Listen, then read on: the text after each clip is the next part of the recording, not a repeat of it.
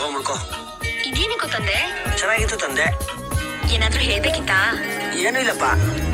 ನಿಜ ಹೇಳು, ಏನಾದ್ರೂ ಹೇಳ್ಬೇಕಿತ್ತಾ? ಅಯ್ಯೋ, ಓದು ಬರಹ ಬರದು ಬರಿಯಾಡು ಭಾಷೆ ನಂದು.